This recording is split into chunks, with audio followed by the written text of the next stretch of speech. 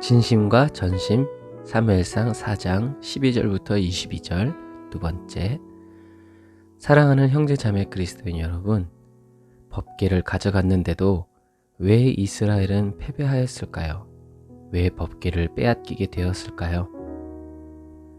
대답은 간단합니다. 하나님이 함께 하시지 않았기 때문입니다. 다른 이유와 원인이 없습니다. 그렇다면 왜 하나님이 함께 하시지 않으셨을까요? 첫 번째 이유는 이스라엘 사람들이 하나님께 초점을 맞추지 못하고 법궤의 능력의 법궤에 그들의 마음이 집중되었기 때문입니다. 제사보다 제밥에 관심이 있었다는 말입니다. 이스라엘 민족은 하나님이 아니라 하나님의 능력을 사랑했고 하나님의 능력만을 필요로 한 것입니다. 이스라엘 민족은 하나님의 마음, 하나님의 뜻에는 관심이 없었고 오로지 블레셋과 싸워 이기고자 하는 현실적인 필요의 마음만이 있었기 때문입니다. 욕망입니다.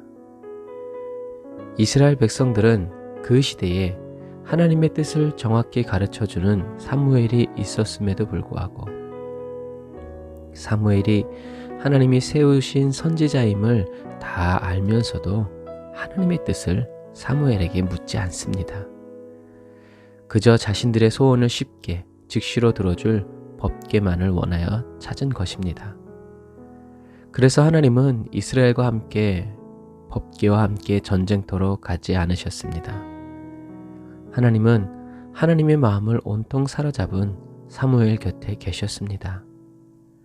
하나님은 인격적인 분이라는 것을 우리는 기억해야 합니다. 사랑하는 형제자매 그리스도인 여러분, 하나님이 이스라엘과 함께 하시지 않은 두 번째 이유는 바로 홈리와 비느하스 때문입니다. 하나님은 홈리와 비느하스와 함께 하시지 않으셨습니다. 하나님은 왜 홈리와 비느하스와 함께 하시지 않으셨을까요? 사무엘상 3장 13절에 엘리는 자기의 아들들이 나쁘다는 것을 알았다. 또 자기의 아들들이 나를 배반한 것도 알았다. 그러나 엘리는 그들을 말리지 않았다. 그래서 나는 엘리의 가족을 영원히 벌주겠다고 말했다. 홈리와 비느하스는 불량자였고 여호와를 알지 못한 사람이었습니다. 다시 말하면 여호와를 두려워할 줄 모르는 불순종의 사람이었습니다. 사무엘상 2장 17절에 여호와께서 제사장의 종들이 매우 큰 죄를 짓고 있는 것을 보셨습니다. 그들은 여호와께 바치는 제물을 소중히 여기지 않고 함부로 다루었습니다. 그러나 사무엘은 여호와께 순종했습니다. 사무엘은 세마포로 만든 에봇을 입었습니다. 아멘. 사랑하는 형제자매 그리스도인 여러분, 하나님은 불량자이며 여호와를 두려워할 줄 모르는 제사장들을 심판하시기로 뜻을 정하셨습니다. 그래서 블레셋과의 전쟁이 일어난 것입니다. 홈리와 비느하스, 엘리 제사장처럼 하나님을 두려워할 줄 모르는 이스라엘 백성은 블레셋에게 패하였고 하나님의 법궤마저 빼앗겨 버리고 말았습니다. 사실 정확히 말하자면 법궤를 빼앗긴 것이 아니라 하나님이 스스로 이사를 가신 것입니다. 성경은 외칩니다. 그러나 사무엘은 여호와께 순종했다고 외치고 있습니다. 그래서 하나님은 하나님을 두려워하여 순종하고자 하는 사무엘에게는 하나님의 말씀으로 하나님의 뜻을 모두 사무엘에게 가르쳐 주시고 또 이루어 주셨습니다. 그러나 제사장 홈리와 비느하스는 하나님을 알지 못하였고 두려워할 줄 몰랐습니다. 순종하려고 하지 않았습니다. 더 큰 문제는 이스라엘의 사사이면서 대제사장이었던 엘리가 자신의 아들들이 나쁘다는 것을, 하나님을 배반한 것을 알고도 그들을 말리지 않았다는 것입니다. 왜요? 아들이 노여워하고 화를 낼까 두려워서입니다. 하나님보다 아들을 더 무서워한 것이 아니라 더 사랑한 것이라고 성경은 말하고 있습니다. 엘리의 아들들은 회개하지 않았습니다. 그래서 그들은 모두 한날 한시에 죽임을 당했습니다. 그들만 죽은 것이 아니라 수많은 이스라엘 백성들이 죽고 말았습니다. 재앙의 원인이 된 것입니다. 이렇게 하나님은 이스라엘의 예배를 회복시키셨고 이스라엘을 정결케 하셨습니다. 하나님의 뜻이 이루어진 것입니다. 사랑하는 형제 자매 그리스도인 여러분, 여호와의 궤가 그렇게 길한 여아름으로 들어간 날부터 무려 20년이 지나서야 이스라엘의 온 족속이 여호와를 사모하게 됩니다. 여호와를 따르기 시작한 것입니다. 여호와를 사모하며 여호와를 따르기 시작하는 이스라엘 백성에게 사무엘 선지자는 20년 만에 등장하여 외칩니다. 사무엘상 7장 3절에 사무엘이 이스라엘 온 족속에게 일러 가로되 너희가 전심으로 여호와께 돌아오려거든 이방 신들과 아스다롯을 너희 중에서 제하고 너희 마음을 여호와께로 향하여 그만 섬기라. 너희를 블레셋 사람의 손에서 건져내시리라. 이에 이스라엘 자손이 바알들과 아스다롯을 제하고 여호와만 섬기니라. 아멘.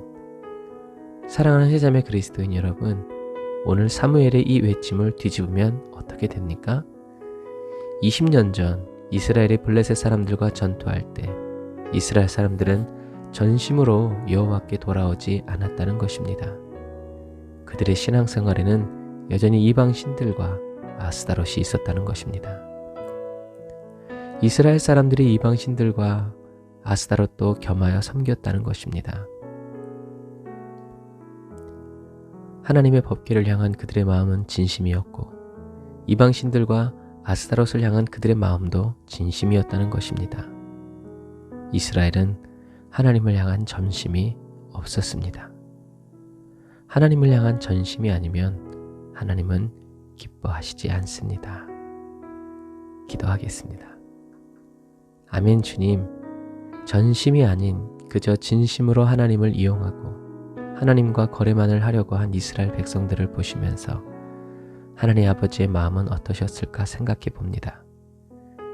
그들이 회개하기를 위해서 사무엘을 불러 말씀하여 주셨지만 들을 귀가 열리지 않은 엘리 제사장과 그의 가족들은 말씀을 듣고도 깨닫지 못하고 이스라엘을 하나님 앞으로 이끌어야 할 사람들이 잘못된 길로 백성들을 이끌고 가서 패하게 되는 모습을 보면서 주님, 저의 모습을 봅니다. 기득권, 아집, 고집에 휩싸여서 하나님의 때를 분별하지 못하고 분간하지 못한 채 그렇게 상황과 여건에 떠밀려 살아간 엘리와 그의 가족들을 볼 때 주님 엎드려 기도합니다. 사무엘처럼 기도하게 하여 주세요. 기도를 쉬는 죄를 범치 않도록 주여 저를 채찍질하여 주시고 여호와의 말씀으로 인도해 주세요.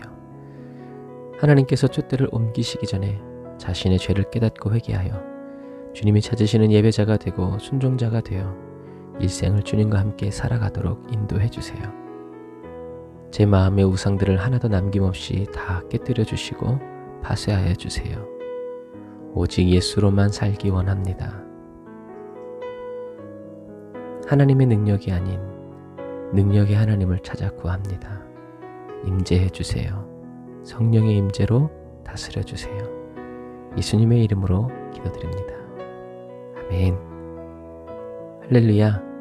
오늘도 저와 여러분들을 위해서 대대로 싸우시는 여호와 니시의 하나님을 찬양합니다. 오늘도 승리하세요. 샬롬.